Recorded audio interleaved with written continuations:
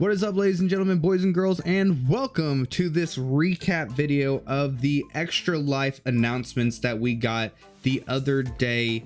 Man, there's so much here, so much stuff that I want to talk to. I'm gonna try to keep this all under an hour, but we will see how well I'm able to do that, because the last recording that I had unfortunately has some audio issues. So I want to go ahead and fix that and make this a little bit better. So today we have a bunch of stuff to talk about. Everything about Bob's Tall Tales Part 3 for the Wasteland Wars. We have stuff to talk about future maps, about different types of things that could be added in the future. So much stuff to talk about, and I'm gonna try to go through all these as seamless as possible. But the first thing that we're gonna talk about, and the thing that I'm sure most people are the most interested in, is the new creature coming with Bob's Tall Tales. Obviously, our first one that we got was the Astraeos. The second one that we got was Cosmo, but this one, ladies and gentlemen, oh boy, this one goes a little bit crazy. This is Armadoggo, the companion creature being added to Bob's Tall Tales Part 3 for Extinction. This guy has a lot. And when compared personally to the last two creatures that got introduced in Bob Tall Tales, this one has the most functionality out of both of them combined. And you guys will see here soon. So the first things that I want to talk about this guy is the fact that it is not rideable. It has its own armor because it is not rideable, so it's not a saddle. It has its own armor. It will be transferable once time is given for it. There is a special taming method for it. It was not introduced to us yet in the Extra Life event. It was just told, hey, there is a special taming method for it. There's not a knockout tame, and it is not a passive feeding tame. So this is going to be a completely new method. Basically what we've been doing with the Astraeos and Cosmo, that is what we are essentially going to be looking at to tame this new guy. When you do tame it and you put it into its new special mode, you will be given an item called the dog whistle, which allows you to give commands to Armadoggo from a distance, but I believe it's within a very small distance. So that's really cool. A lot of cool things that this guy can do. So let's go ahead and get into those.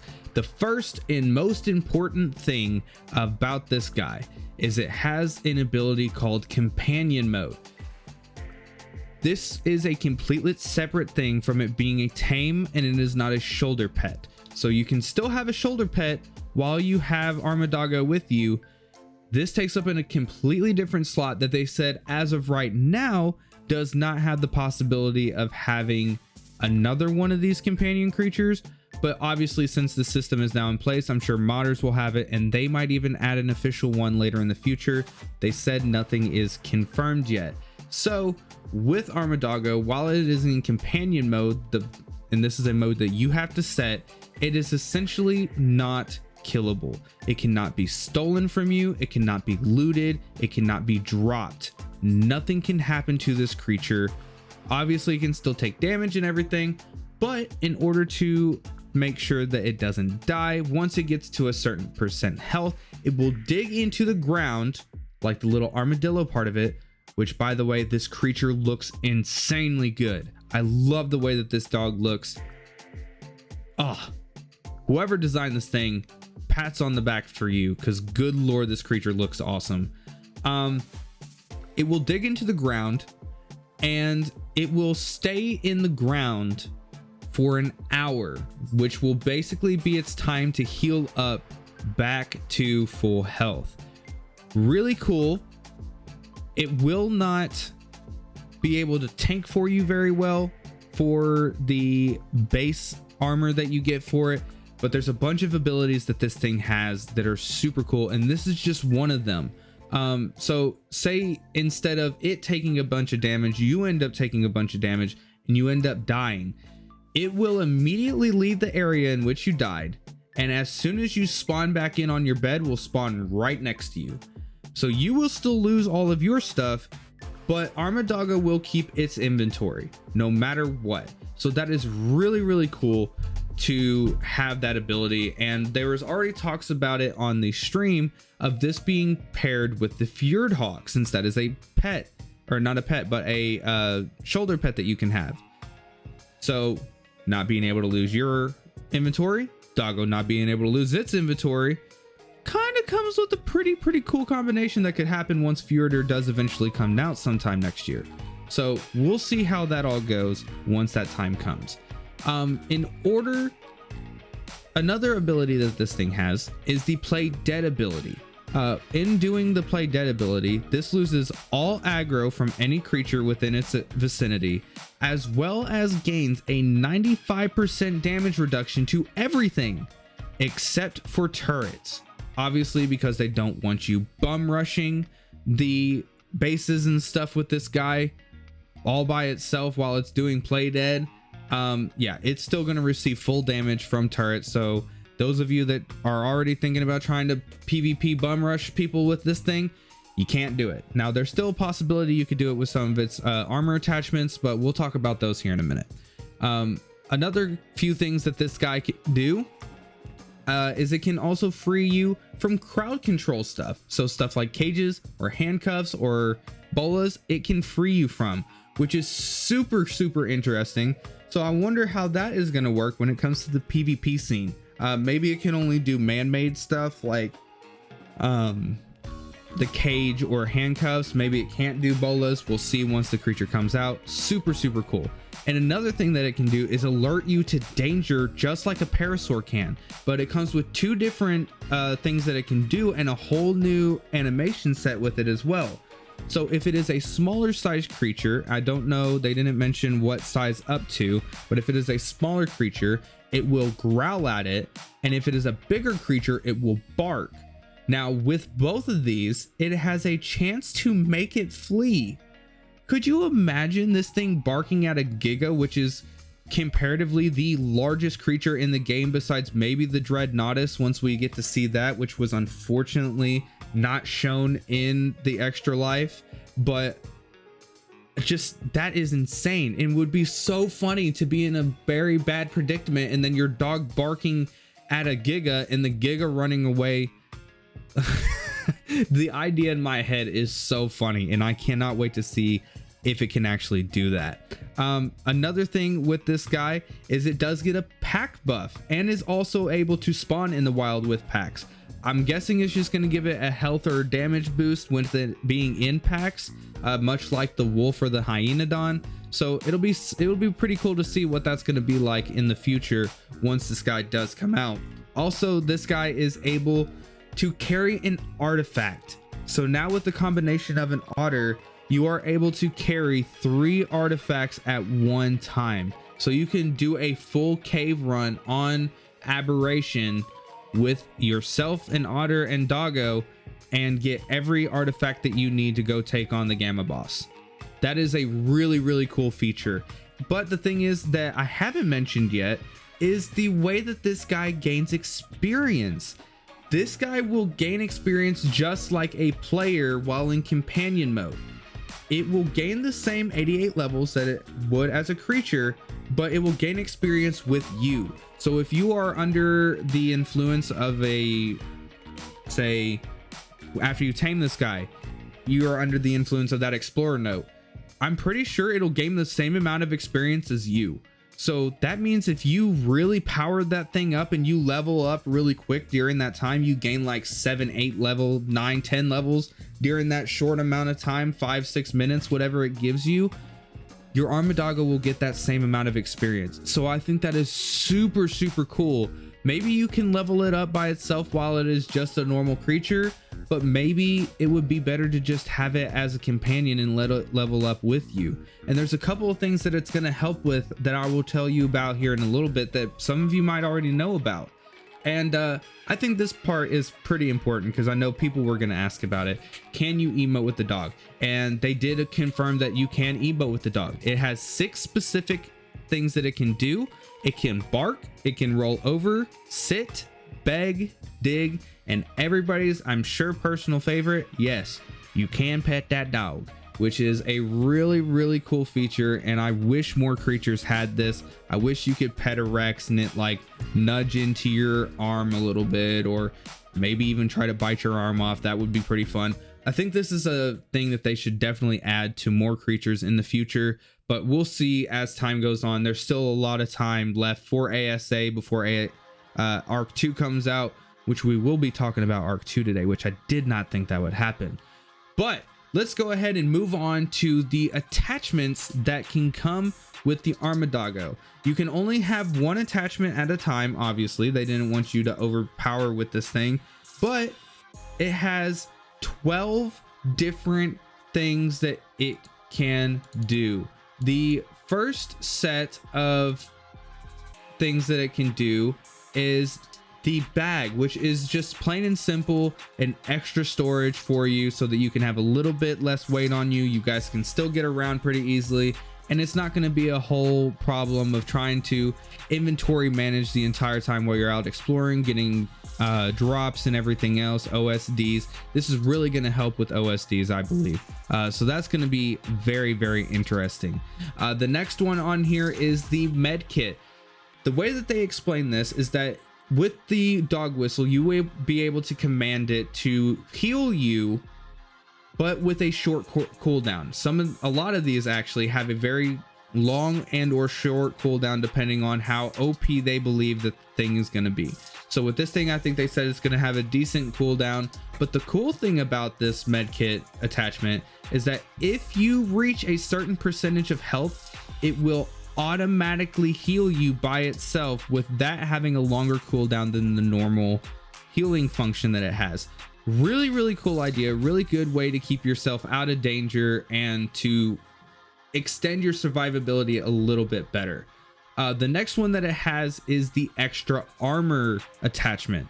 All that this technically is a 20% overall damage reduction to Armadoggo, and only to Armadoggo. I don't believe they mentioned anything about this being accessible to the player as well, but to Armadoggo, this is the way to make it tankier. And as I was mentioning before, it can be used in pair with the play dead feature, but again, I believe only the 20% damage reduction on Armadoggo will be affected to the turret damage. You're still going to receive it during play dead no matter what, but I guess this will make it a little bit easier for it to tank for you, but it's not going to be an end all be all. I don't think it's going to replace the Carbies or the Trikes or the Stego or anything else that's normally used as a tanking creature. Cool idea. Really cool to have this companion be able to take bigger creatures on, like Rexes, maybe even a Karch or a Giga if enough health points are dipped into this guy. So on the offensive side of things, they added the spike attachment, which they did not give a percentage on it yet, but it apparently significantly increases the damage output by the doggo, which is really cool. Again, making this more of a viable creature to take on bigger and more powerful tames later on in the game. So that is really cool. I can't wait to see that one put on display. And here's one that they said could have a very interesting tag event with the play dead / everything else. Basically, they said that this next attachment could have a ping pong effect with the meat sack. What this does is you can put aggro onto doggo instead of yourself, including enemy tames, so that it's going to take more damage. They said with this, they would highly recommend you just going balls to the wall with the doggo's health instead of anything else, so that it is able to actually tank for you like it's supposed to. They also said that this paired with the play dead effect, basically activating the meat sack, pulling everything to it, and then forcing it to play dead, making it go back so that it reduces the damage that it takes, and it's taking aggro away from you, then also pushing that aggro away from doggo. Really interesting concept for it, and I can't wait to see what that's like. And then the next and last one on this first part of attachments is the speed buff. It's plain and simple from what they said. I believe this would kind of be the reverse of the teleportation stopwatch that we got in Bob's Tall Tales Part 2. In order for you to set a point and then you be able to rewind back to it, I believe this is going to give you a super short term Godspeed type thing to get you from one point to another extremely fast. And it's gonna have a very long cooldown apparently for it, but it's just a bam, you're out of that situation that maybe you didn't want to see yourself in, like getting away from a pack of raptors or a pack of terror birds or whatever the case might be attacking you on the Wasteland of Extinction. So a really cool idea. I like the fact that it's kind of looking techie. I don't know, they didn't mention like what each of the requirements for like crafting these things are. They said a lot of these like attachments will be unlocked at the same level as the base armor, but some of them will come along with the same exact type of item as it would, which I will be able to explain that a little bit more with the next image, which is the next set of armors, which for this one is pretty cool. The first one is the food basket. This essentially is meant to, along with the spyglass attachment, free up a slot bar for you in your hotbar so that you can use more items while you're out with Armadoggo, which is really cool for me because there's a lot of things that the way that I organize my hotbar, it's kind of hard to have all these things and you be able to use them all. So this is going to be a very good addition, because what this guy does is you could ask the Armadoggo with the whistle to feed you from the basket, which you can store food and water in. It slows the spoil timer on them, and if your food were to hit 0, the dog will automatically try to feed you and give you water, which I think is a really cool function, especially whenever you're just out and about and you're not really focusing on it. For me specifically, I know you guys know I suck at feeding myself in game, so this would be a huge benefit to me. And you can force it to feed you and it'll feed you from that basket, freeing up slots in your inventory as well as your hotbar. Super cool idea, at least in my opinion. This next one I think is a very amazing idea, the chibi basket. Essentially it does the same thing that the basket for the Gigantoraptor does in storing a couple of creatures for you, but this is storing chibis, and that means, with at least the way that this looks, we can have 2 chibis on the doggo. You'll be able to level up at the same time 3 chibis. So your 3 favorite chibis that you like, especially since around the time that we'll be getting this, we'll also be getting the Christmas event. So all those awesome Christmas chibis and any new ones that they add can be added to this, and then you level all of them up at the same time, so that in case you end up losing it, like I have a bad tendency of doing, you will always have a backup with the same amount of levels that you get from leveling up your doggo. So if you guys are fighting an alpha raptor together, an alpha rex or an alpha carno, whatever the case may be, finding any of them, you will be able to level those up all at the same time. Super cool idea. I love this idea. I honestly really want to run around with like just a bunch of different Armadoggos just to see how good they can be. I'm excited about it. But the next one, like I've already mentioned, the spyglass attachment, they said that again, this is supposed to free up a slot in your inventory, so that's good. But another thing that they said is it's going to be a little bit limited use with a timer, and you're only going to have a short time to like look at creatures and get the details that you want. But they did say that it is going to be a little bit more powerful than a normal spyglass, but less powerful than a tech binoculars. So I think a good middle ground for this, without making these the gene trait scanner obsolete, is just giving it the ability to like maybe show like what its highest stat is, as well as its health, its torpor, and obviously what level it is. So make it a combination a little bit higher than the magnifying glass and the spyglass, and then putting it right before the trait scanner would be a perfect spot for this thing, because I think just the idea of giving it like the ability to show what its highest stat is, its health, its torpor, and its level would be all perfect. It doesn't outshine the tech binoculars, but it gives you just enough information to be like, hey, I just tamed myself a really good Rex that had good health. Let me go tame this one because this one says that its melee is super high, and maybe it'll keep that high melee as it gets tamed up. Super cool idea. I really can't wait to see this thing in action. The next one is actually pretty cool as well, which is the rolled sleeping bag attachment. This thing is a passive hypothermic and hyperthermic insulator. It comes around with you. It'll keep you hot and cold in areas that it needs to be hot and cold, as well as being a one-time spawn point with a very, very long cooldown, which I still think is really cool, especially if you might not be in the best scenario. You have like, you're trying to tame something, but you need help. You can have a friend spawn on you, have a box of stuff ready to go for them so that they can gear up, and then you can go and do whatever it is that you need to do. Really cool idea.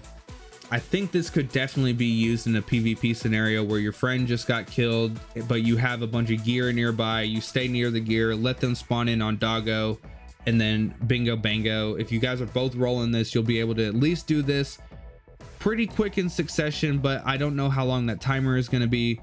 I'm sure that this is going to be nerfed as PvP starts really playing around with the dog. So we'll see whenever that time comes. The next one is the ammo box one. So we don't have to wait until Genesis Part 2 in order to get the ammo box, which feeds turrets. This one feeds you. Not only does it give you an ammo reduction or an ammo weight reduction, it makes sure that you draw from its inventory first before you ever use anything that is in your inventory.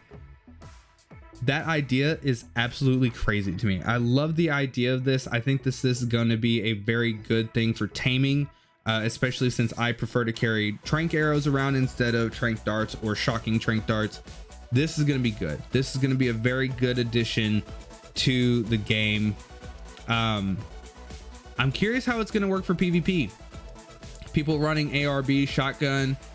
Obviously, Doggo is not going to be very defended, but it's still going to be able to draw ammo from it. I wonder if you're able to pull it with tribe mates, if all tribe mates will be able to do it, or only yourself. That would be an interesting thought to see once this comes out. And then the very last thing that we have to go over with the Armadoggo is the oxygen tank. Again, this one's not a very big thing, but this is what I was talking about some of the attachments being a little bit different. This is one of those ones that you would unlock at about the same level that you would as the oxygen tank itself, because they said they don't want it to throw off the gameplay loop that is currently available. It is not permanent. It is not a permanent oxygen tank, but it will help you and your doggo move a little bit better in the water, and essentially doubles the amount of time that you're going to be able to spend underwater with Armadoggo. Because one question that was asked was that, can the Armadoggo swim? Yep. And they revealed this part right after, so that was pretty cool. I loved watching the whole stream, so if you haven't watched it in its entirety, there are some pretty cringy moments, but I do suggest going and watching it to hear like Jeremy and Jesse whenever they start talking about the stuff that I'll talk about later, which are where the founders of ARK.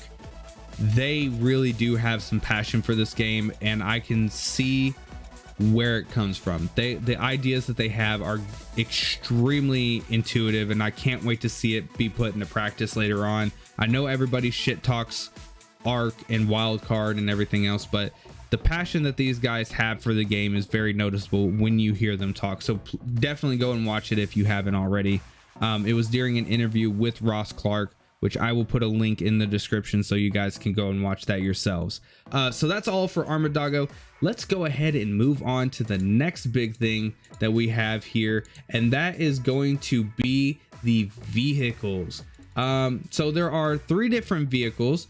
There are the buggy, the monster truck, and the racer. They all 3 have essentially could be multiple seating spots. The main 2 are the driver's seat and the passenger seat, with the passenger seat having the ability to lean out and shoot a weapon. But one thing that they did mention which I will go ahead and mention the other part as well, is that no explosives will be able to be used out of this. So no C4, no RPG running, and no explosive, what did they call it? Explosive spear throwing.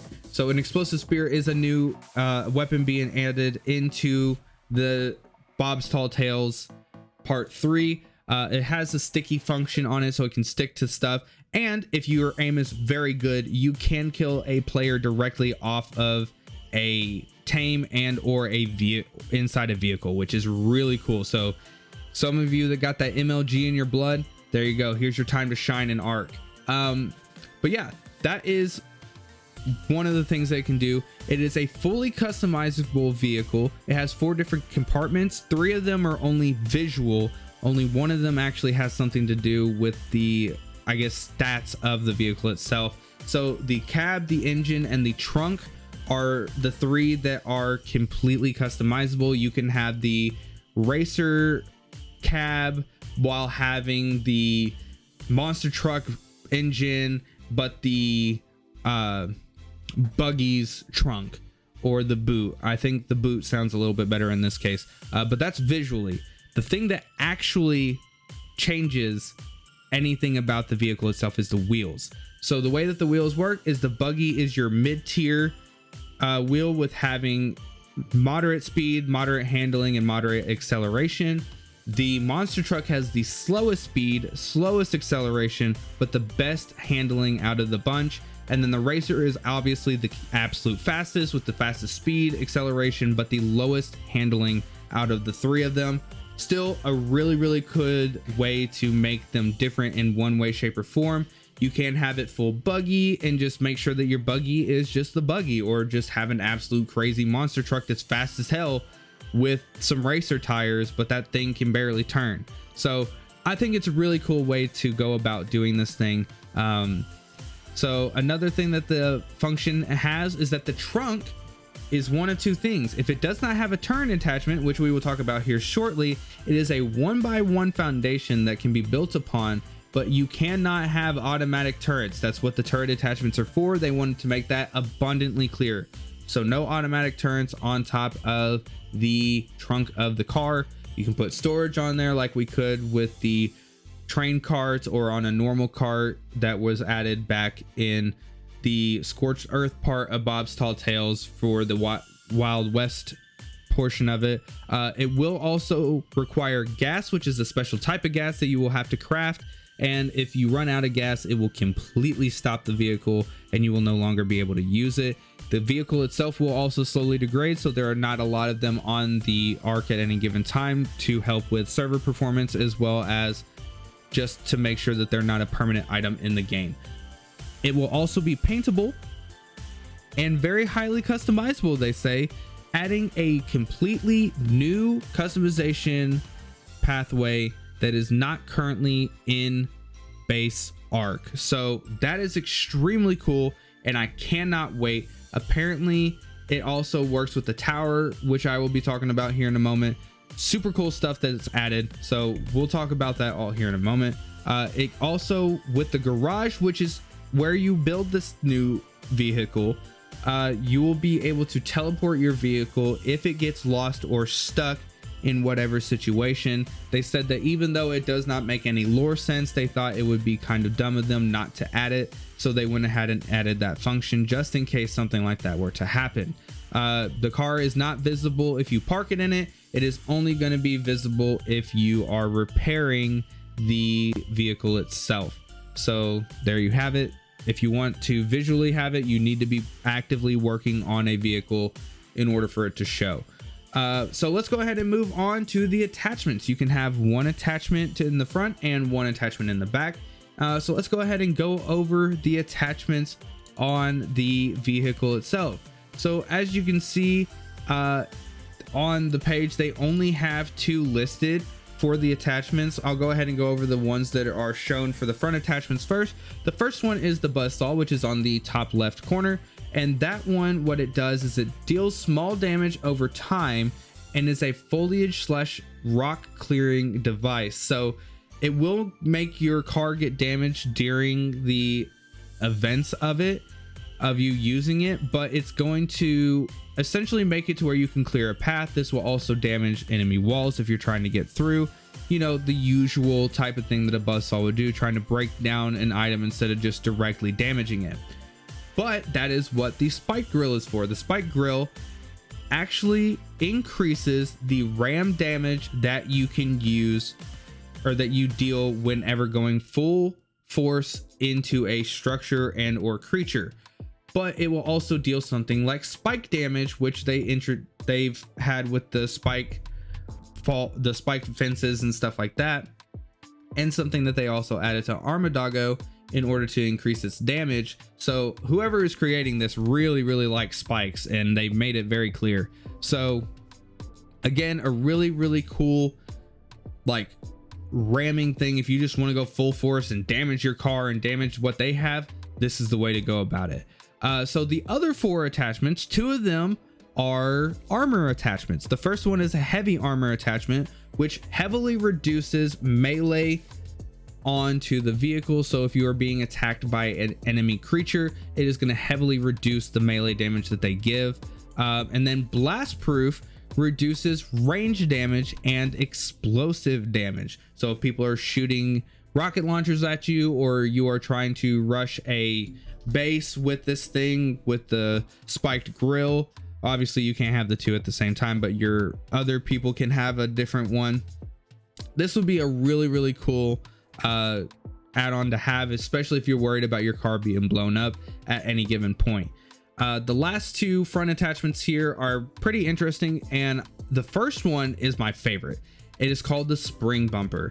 It reduces all incoming frontal damage. I don't know what that means by all. Maybe that means all dinosaur damage, all explosive, all that type of stuff. And it also reduces the ram damage to the car, so you're going to be reducing any of that damage that you get by hitting stuff. But the thing that is interesting to me for this one is the increased knockback that this attachment has. My immediate thought to this was trolling people on my server with this by ramming into them and launching them across the map. I wonder if they're going to also have fall damage with that, because that means you could knock somebody off of a platform, them not be prepared by not having any parachutes or something, and then bam, they hit the ground, they're dead. That sounds hilarious to me. I already know somebody is going to do it to me on the server. That's going to be absolutely funny. So yep, that is the 6 attachments that we have to the front. Now there are also 6 attachments. Oh wait, I'm totally missing one. The cow catcher. This one is a little bit different than the last one. It will hit small creatures and players, knocking them to the side so that your vehicle doesn't take any damage, and it will only deal a reduced amount of damage to the item that was hit. So basically it's a way for you to get around without your car taking a whole lot of damage in the long run. So you can ram into a few things and you're not necessarily gonna damage the vehicle that's probably going to be expensive as hell to build. So now we can move on to the back attachments, which there are 6 of these as well. The first one, which is the most controversial one, is the one there in the top right corner, the hook. They said that this one is the one that they will be watching the most when it comes to PvP and PvP play, PvE and PvP play. Just want to make sure I worded that properly, because this device can fire from behind in the back of the vehicle, can target players, carcasses, and unconscious creatures, and drag it along while dealing damage upon the hit of the hook, as well as while it is being dragged across the ground. There is a weight cap to this thing though, so don't think you're going to be dragging around the Titans or a Giga or even the Dreadnoughtus. I doubt any of those things will be able to be dragged. I'm sure probably the biggest creature we'd be able to drag is a Rex. So none of the other big creatures, probably no Bronto, probably no Karch, no Giga, none of that type of stuff. But we'll see once it actually releases. They did say though that obviously no Titans, so don't plan on that. But here's where their worry lies with this device. They think there's going to be too much trolling in PvE by dragging in an unconscious creature, letting it wake up and watching it destroy another player's base. They think that that is going to be a huge thing that they're going to have to watch out for. And then for the trolling aspect on both PvP and PvE with hitting players and just dragging them around everywhere, and being just downright obnoxious. So that was the huge thing that they wanted to bring up with the hook on the back attachment. They said they will be watching this one very heavily. So just an FYI for those of you that are going to be making videos on it, beware, because they will be watching, because apparently they are going to rip that thing if it gets too annoying. The next thing is down below the hook is the afterburner. This is a very simple concept. It is just a speed boost that is going to have a cooldown over time. So I think this paired with the spiked grill is going to be absolutely nuts for destroying walls and getting into people's bases. I can imagine this on large tribes or even small tribes servers, just a bunch of people ramming into one singular wall all at the same time, or a group of walls right next to each other, knocking them down, clearing them, and getting into the base to deal a bunch of damage with any of the turrets, which we're about to talk about. I think this is going to be really cool. Very good combination with the spike rail and afterburner in my personal opinion, but we'll see as the meta starts evolving with this. The next one that they have is the jump jet. They said that since not every map is going to have a whole bunch of flat areas, that this will be the best way to get around some of those ledges.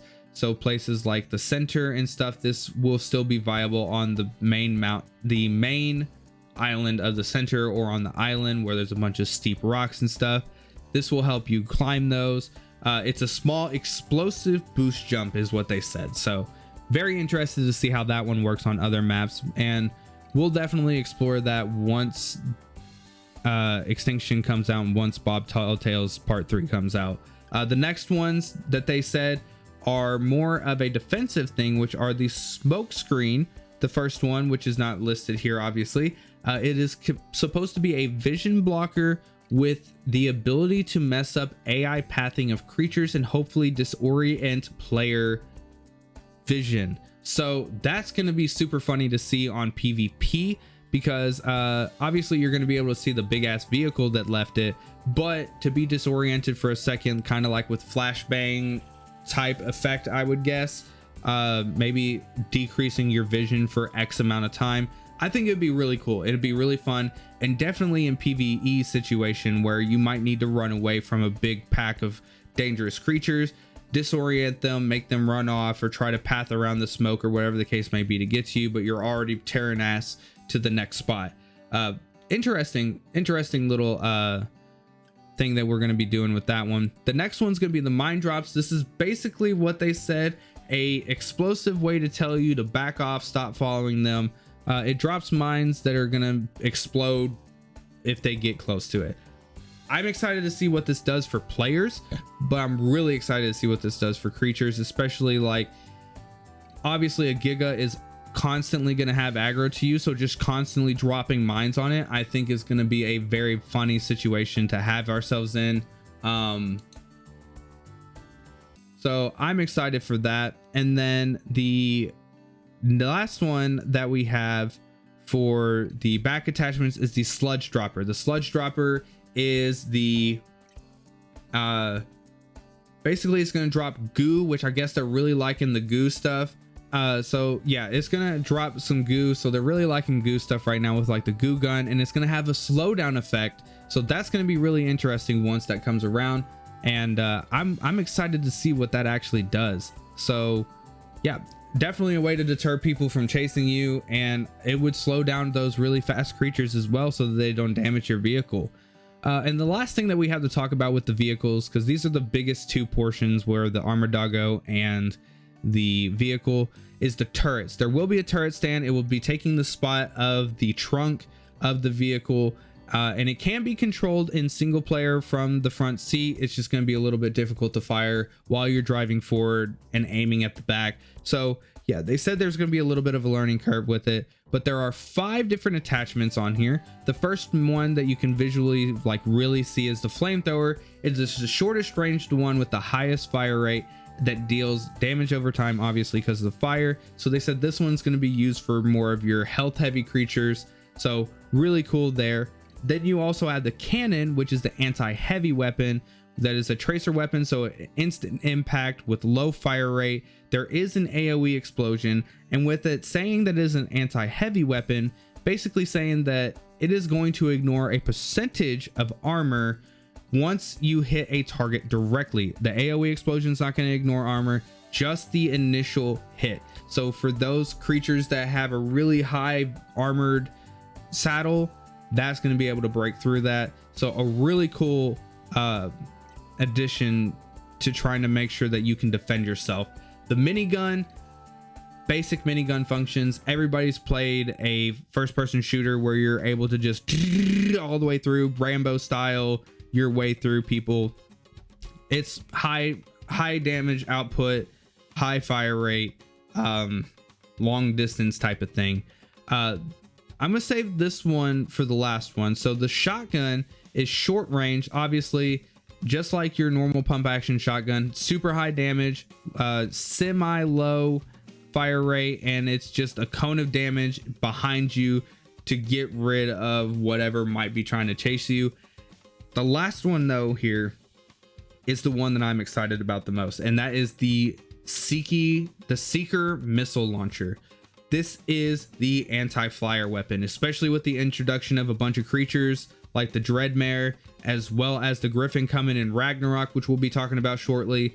That thing is going to be insane. It locks onto flyers if you hold the reticle over the flyer long enough, and the rocket tracks them down. So running away is probably not going to be an option for most of them. The only flyer I think that can truly might get away with this might be the Maywing. Even though it's technically considered a glider, I don't know. I feel like that one will probably be one of the creatures that gets added to that.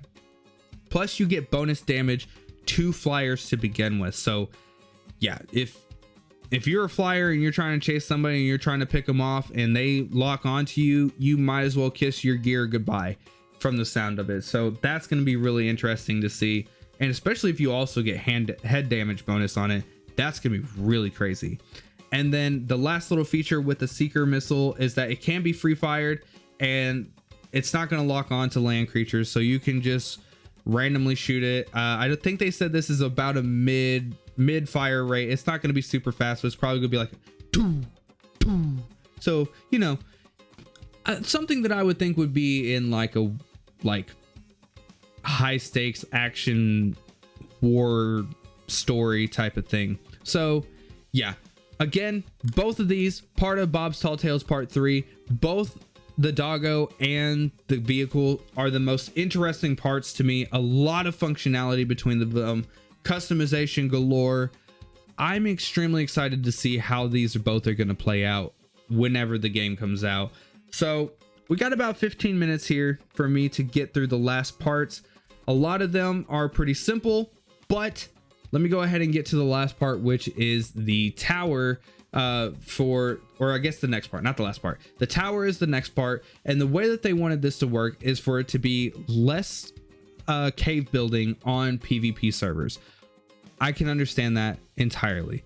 The whole idea about this thing is that it has to have direct line of sight to the sky. It can only be blocked by personal structures, so no creatures flying over with platform saddles with a bunch of ceilings on it. They said that there shouldn't be a way of some enemy building over your stuff, but they said that if that does happen, they will figure a way out with that. So at the moment, they said it should only be blockable by personal structures, cannot be covered by a tech shield, because they said the tech shield still covers the top of it, so you cannot use it to make sure that it stays safe. It will be available to be placed in Aberration. They said that it will make a little bit different rules for Ab, because obviously we're in a full cave setting. So they said as long as you're able to see the sunlight up top, you should be able to use this thing. And then for building side of things, it will be able to have foundation snap to the base of it, so you can build around it. It is 8 walls high, so this thing is huge. They said that the smokestack and flame will add more height to it. They just don't know how much, because they're not part of the visual effects team. But with the flame, let's start talking about the buffs this thing gets. So the flame appears at the 30-day mark. There's specific buffs that are given as well on that 30 days. So it does give a tribe wide buff slash upgrade. The longer that it stays up, you can only have one per tribe, but here's where it really goes. Every real life day, the tower will gain a stack of 1% experience gain for everything. That includes the players, dinos, and chibis, up to 20%. So by 20 days of having this tower up, you should have a 20% experience stack. I don't know if it's just if you're within range of your tower. I think it might be just as long as you're on the same server as your tower. So the entire map, you should be able to get this experience gain, which will help your Armadoggo level up, you level up, chibis level up, which bonus with the chibi carrying capacity of the Armadoggo, like it's crazy amounts of experience can be gained. I think this will definitely be a very helpful thing to farm experience if you're trying to get to like Fjordur once that comes out, to be able to use Mjolnir, since you have to be like max level in order to use that thing, have all the explorer notes unlocked, all the rune stones unlocked, all the levels, like all the chibi levels. That is where this thing is really going to help once Fjordur comes out. And with the 30 days, since I said the flame appears at 30 days, there's also another thing that happens. If you keep it up for 30 days, you get a 3% increase to element drops from bosses, and it's only bosses, for up to 15% increase. So after 150 days, so 5 months, that thing will be able to drop 15% more element for you, which is crazy. That is a huge amount for PvP, and I'm sure obviously people can rush bosses pretty quick on PvP, but this effect still also helps on PvE if you're wanting to just get a little bit more element on your servers. So pretty cool. And they also said that it is visually going to change as time progresses, showing the longer amount of time that you have had this tower up. It will keep and display how long it has been up, and the way that they said it is that it is a true show of the alpha tribes and essentially a giant FU to everyone that sees it, basically saying that you are the biggest and strongest thing on the server. But the downside is this thing can never be repaired, even with Survivor Mate. This thing, if you get raided and it takes 30% damage, that 30% damage will always be there. And if it gets destroyed, you will be reset and lose all experience gain stacks that you have earned over that time. Holy crap. And just to upkeep this thing as well, once you get it unlocked and you build it, you have 12 hours to feed this thing Apex trophies. So the Rex skull, the Alpha Wyvern skull, the Alpha Deathworm skull, the Alpha everything. Apex trophies every 12 hours. That is insane. So you have to be dedicated to this thing to truly show that you are the absolute power on the ARK, as well as get these awesome buffs. So good lord, this thing is definitely aimed at PvP, but definitely could be useful in a PvE situation. So man, I'm excited to see what this thing is. And this is also going to have the ability that once it is destroyed, there is going to be a placard, kind of like Survival of the Fittest, that will say this person conquered this tribe because you destroyed their tower. That is insane. This is really supposed to show who is the best of the best. Good lord, I'm excited to see this played in PvP videos. I will probably try to play some PvP just to see how this works. I really want to find out how this does. And it's also going to have the same customization thing that the vehicle does, the new one that's supposed to be coming to ARK, where I'm really hoping they add the ability with Thermos coming to add different parts of creatures, like the head of something or sail of something, to really show what you have accomplished in that server. Like, I think it'd be really cool. But that's really all that we have for the tower. Let's go ahead and move on to the cosmetics. Again, these aren't really anything important for some people, but I know for me, I love using the cosmetics. It's a different show. For me, the cosmetics, I really like the far right head. That one's probably my favorite. I do like the second one as well, which I'm sure most people are going to use. But when it comes to the armor cosmetics, they showed us two of them. One of them was the Warlord and one of them was the Warrior Male. So I really want to see if they're going to have more. If it's only these two, I'm going to be slightly disappointed. I hope they just have a couple more sets like every single one of the other ones has. There's like 2 or 3 sets to each one. I hope there's more that they just didn't show us. But yeah, and then obviously we have the tile set ones. Like these look insane. I love the behemoth gate on this one. The door even looks really cool. The storage box looks nuts. The table lamp, man, I love. This is the aesthetic that I like. I'm really excited to use this aesthetic. There are going to be variations for this aesthetic for some of the structures, so it's going to be interesting to see once we get to that point, to building like huge. I want to do like a huge kind of like, I didn't get to do it for Aberration, but I want to do like a big community thing where like the one tower with all the people inside of it building like these massive post-apocalyptic Mad Max style village things. I think it would be really, really cool. The designs on them, amazing. I love it. So much cool stuff. Now here, that's basically it for the Bob's Tall Tales. Everything else past this point is for everything in the future of ARK past extinction. So this is 2025 and beyond. The first thing we're going to talk about is the stuff that was mentioned by Nekatus, because obviously we were playing his map here recently with Astraeos. Astraeos is going to be getting a bunch of new stuff, including its new companion mod, which is the Mythical Beast add-on, which is going to add breedable minotaurs that are already in the game. So they're going to be breedable now, as well as having the functions of a Ferox and being able to climb, which is really cool. And also adding the seahorse, which I have played with seahorses here on ASA in the center series, so that was really cool to see. And these are apparently going to be one of the fastest water creatures in the game, so that's going to be really cool to see. And they even mentioned that it looked kind of Atlantean. Atlantis is going to be a new spot in Astraeos at some time in the future. It was not mentioned when, because he said that there is a new spot coming whenever the paid version comes.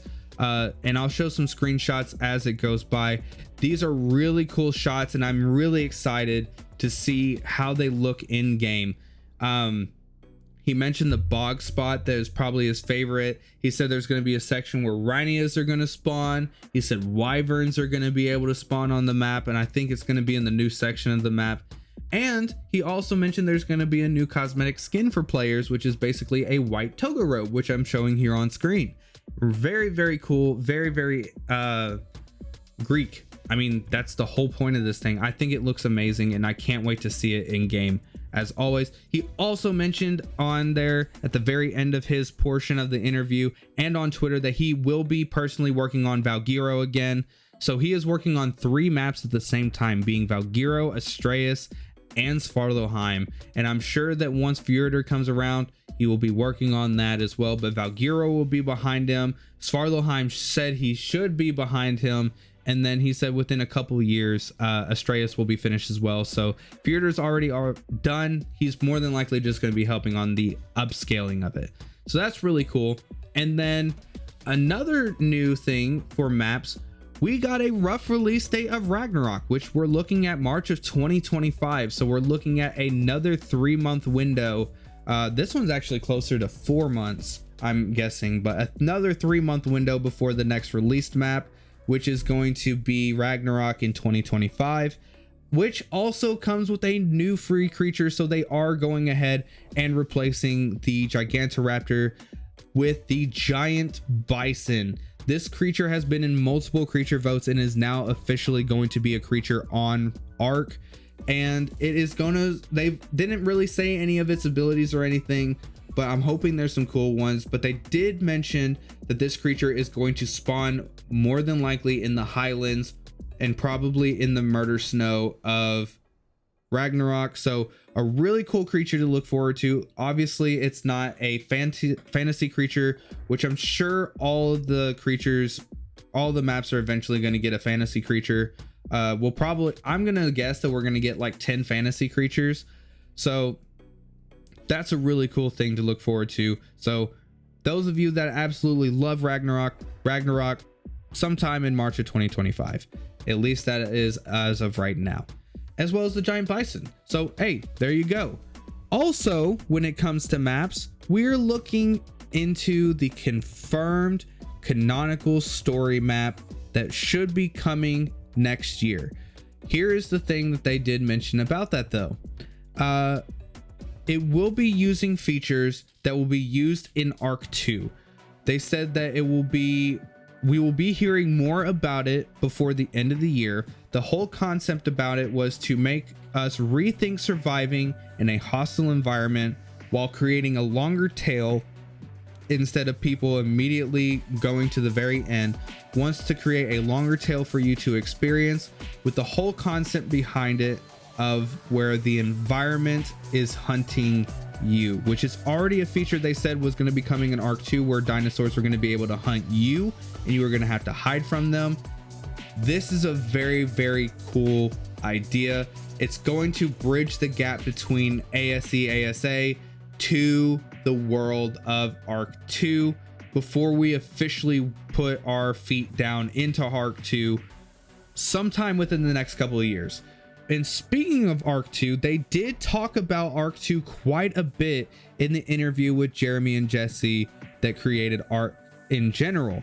ASA and ASE are set between the events of the anime, which is the whole life of Helena Walker, Rockwell, Melina, all of those characters that we know very well.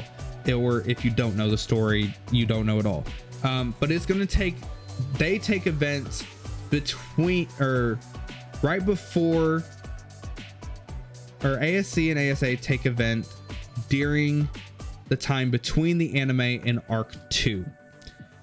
Bob's Tall Tales takes event during ARK 2, hinting toward plot points of ARK 2's storyline, which is insane to think about, because now I just want to pick apart everything that Bob and Mika, or whatever her name is, are talking about during ARK or Bob's Tall Tales. But apparently in part 3, we're really gonna see, and it's gonna make clear what the story is gonna be about, with even more surprises at the end of Extinction, which they'd mentioned a lot of this stuff about the end of Extinction, saying that we're gonna see more of what they expect ARK 2 to look like, with more photorealistic characters and environmental interactions at the end of Extinction. So I know people are gonna bum rush that and spoil it for everybody. If you want to see that here on the channel, you're gonna have to watch the Extinction series when it comes out, because I will not be spoiling it until I see it. I am not gonna go and watch other videos of it.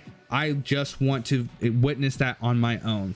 But the one thing that they did say about ARK 2 is they want you to feel threatened by the things in the game by going outside of the normal game loop, which I believe again is hinting towards the hunting mechanic of dinosaurs in ARK 2 that will be in this new story map that's coming to ASA.